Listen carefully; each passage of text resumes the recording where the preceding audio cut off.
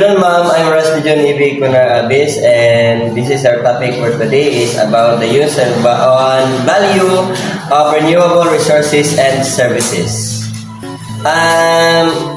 Use and value of renewable resources and services is a principle often associated with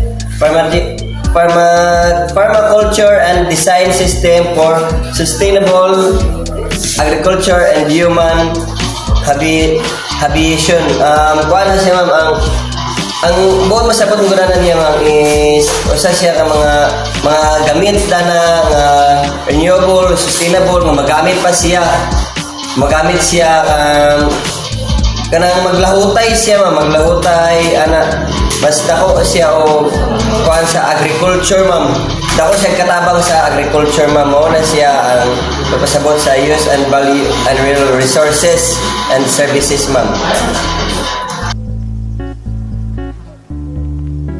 Now, here are examples of renewable resources. So, number one is solar energy.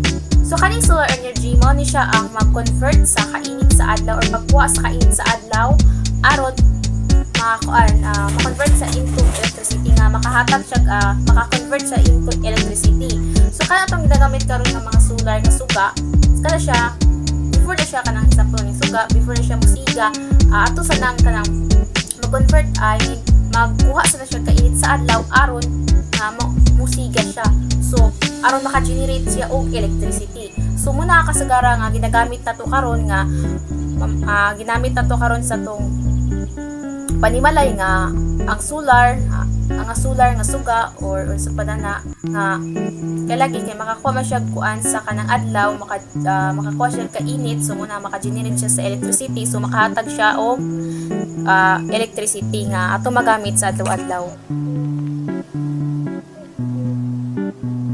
Wind energy is a form of renewable energy that harnesses the power of the wind to generate electricity. It involves using wind turbines to convert the turning motion of blades pushed by moving air into electrical energy.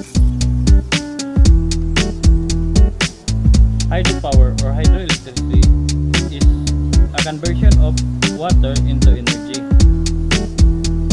So using turbine and generator, it needs flowing water so that when the turbine spins, it converts into generator into electricity.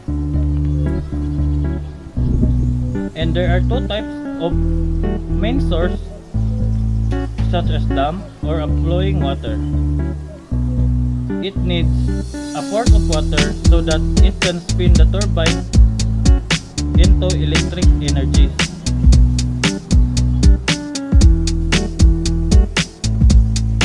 Biomass, paggamit sa mga organikong materyales sama sa mga chips sa kahoy, salit sa tanom o bugaw sa hayop aron makahimo kinig kainit, elektrisidad o biofuels nga giminusan ang pagsalig sa dili mabag-o nga gikanan sa energy.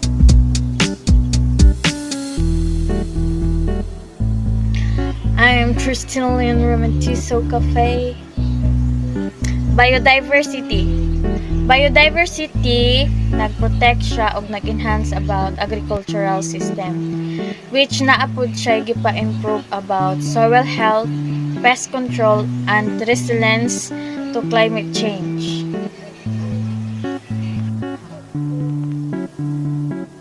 Six, ecosystem services.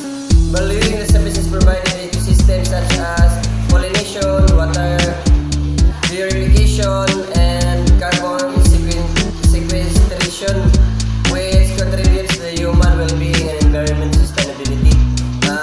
Muna siya, ma'am, ang magpasabot na sa ecosystem services. Muna siya yung dako nga value, ma'am, ang ma-provide niya para sa water purification, ma'am, pag-purify sa tubig. Muna siya ang carbon sequestration o uban bang mga kinahanglan sa mag-contribute sa human, ma'am, o sa environment, ma'am, na makasustain siya.